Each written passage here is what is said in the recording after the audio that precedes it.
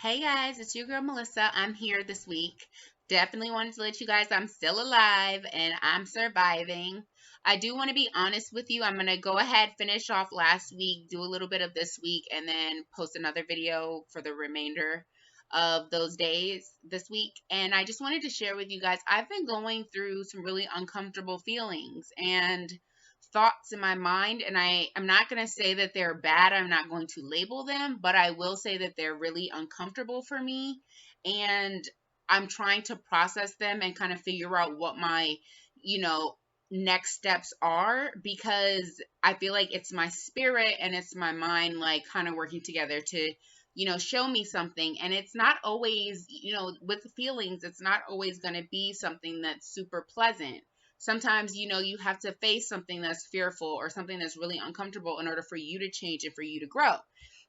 So I do want to let you guys know that that's kind of something that I've been maneuvering with and going through. So this past weekend, I had an incident with relatives, and I always believe that children and their well-being should come first. Unfortunately, there are a lot of very selfish, self-absorbed, or even people who are just so deep down in their dysfunction and in their toxicity that they don't think about how they're affecting others. And that's something that really upsets me, because as adults, we have to be very mindful and cognizant of how we are, behaving and acting around children. It is not okay to be cursing around children. It is not okay to be arguing and fighting around children. And I'm talking in regards to adults. And it's just not okay for children to be sitting in dysfunctional, toxic environments. And unfortunately, I can attest to the fact that my family members, or as I would prefer to call them, my relatives, they don't see eye to eye with me on certain things. And so when it comes to the well-being of a child, I feel like, it's my duty as a mandated reporter in several different states, especially, that it's my duty, to reach out to a parent when I see, something happening. And I don't care if it's a relative or not. I just feel like I'm always going to put children and their safety first. And I also have to be, mindful of the fact that they're their parents. And so I don't really get a say and how they respond to those statements that I make, trying to get them to become more aware. And so that's something that I've kind of been struggling with. And I want to say that particularly for, Self-Care Saturday and Soulful Sunday, because it's so easy for me as an empath and a highly sensitive person to, attach to the feelings of others, especially the ones that are very uncomfortable. And especially when it comes to it being a child and trying to, find the best outcome for them. Unfortunately, reaching out to parents does not necessarily mean that that is in the best interest of the child, because, like I said, it depends on the kind of parents that kid has. But, it's kind of like a double-edged sword for me, because, like I said, I'm going to put children first above all things, and um, especially above adults. And so their emotional, physical, and mental well-being mean the world to me, especially as a person who, is a psychology major. And at some point, I'm going to go into social work for my master's degree.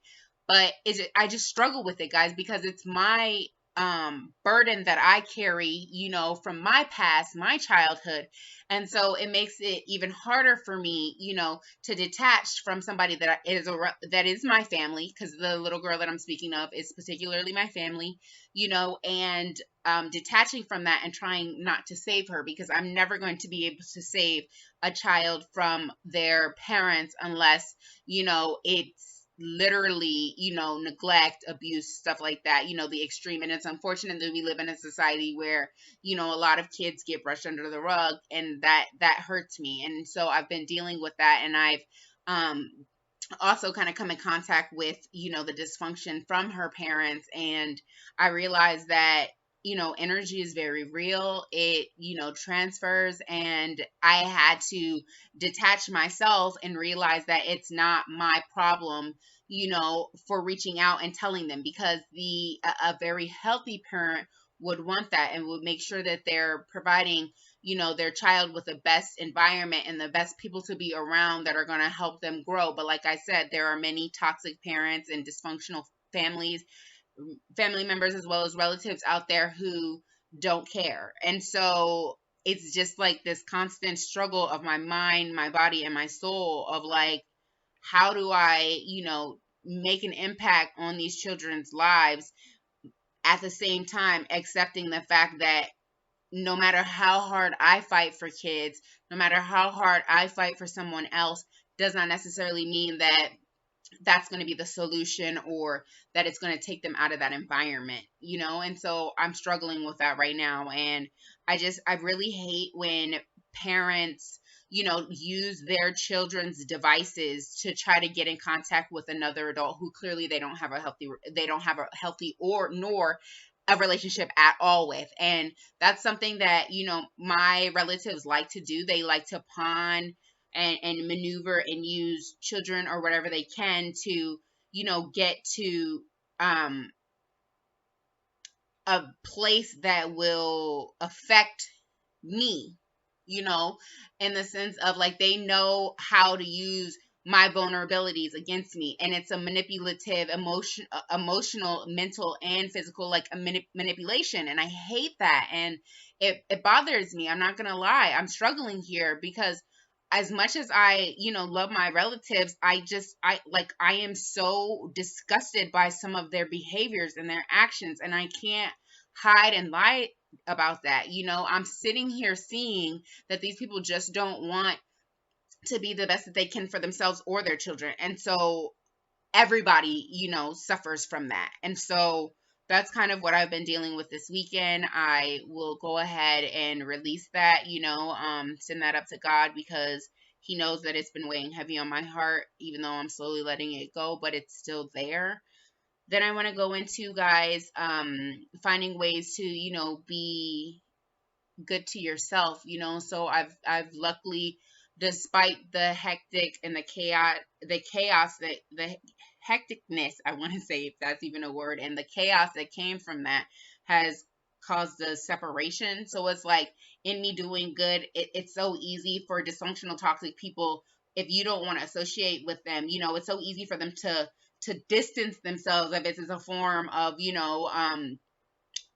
manipulating you, like, okay, you don't do what I want, so I'm going to detach from the situation, or I'm not going to allow you around that person. And it's just stupid that people do that, especially when, children are involved, and, this person is very influential and can benefit that child.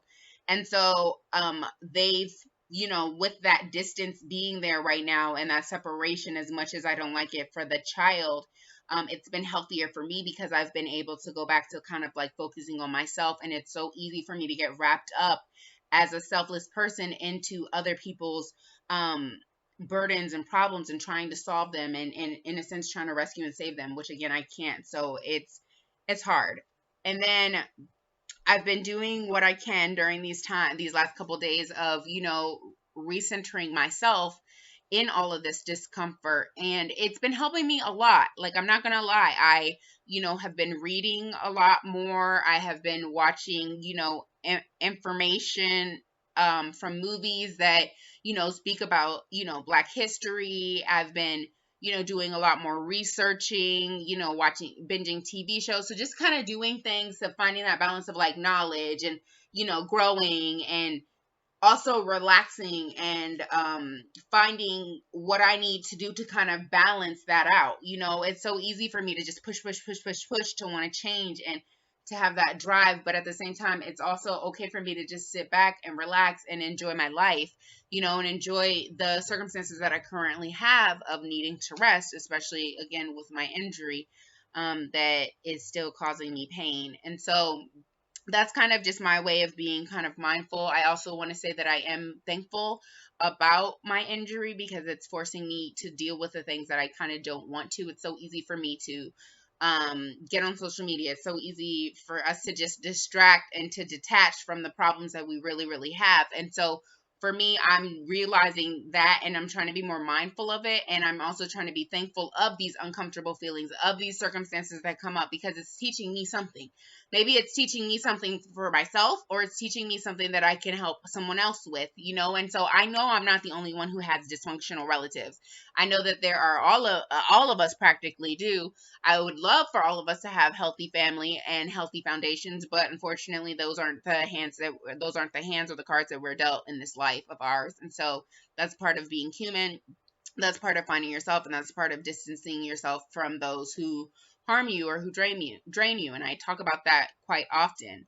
I love you guys. I hope that you're finding ways to be mindful in your circumstances and your situations right now, whether it's the COVID virus, whether it's quarantining, whether it's working, relaxing, finding balance and all of that. I hope you're just being mindful of that, and I hope that you are able to also find ways that you can be thankful for the situations that you face every single day, because sometimes it's not something that you will always get an answer from. Like, sometimes you may never get an answer, and sometimes you may get an answer or revelation years later or weeks later. And so it's like, I've started to find beauty in all of the good, the bad, and the ugly. And so I hope that you guys are able to do that, and that you're able to grow and learn too, because that's what makes us human, and that's what allows us to share our stories with other people. And so just know that you're not the only ones out there, dealing with dysfunction and toxicity. And, some people sit there and tolerate it. Unfortunately, I'm not one of those people. Like, I'm quick to be like, deuces. You're harming me, and I'm not letting anybody hurt me, including family. And so that's one of my quotes that I have up on my wall. I'm not going to let anybody hurt me anymore, including family. And so I have to put me first, and that's something that they easily do. So as a person who's on the opposite extreme, it's hard, and it's something that I have to practice so that I eventually become comfortable with it too. And it's okay to put you first. It's okay to do you, and it's okay to fight for kids and their rights, and it's okay to believe in the things that other people just don't believe in, and it's okay to fight and stand up and speak your truth. And so let's do that. Let's keep doing it. I love you guys. I'm sending you love and light. So that's kind of ending this past weekend, as well as reflecting on this week of what I'm thankful and I'm mindful of. And so what are you guys doing? You can always share in comments. You can always share my videos. You can always do whatever it is, that makes you guys happy. I love you. Sending you love and light. I wish you well. Have a good rest of your week. Bye.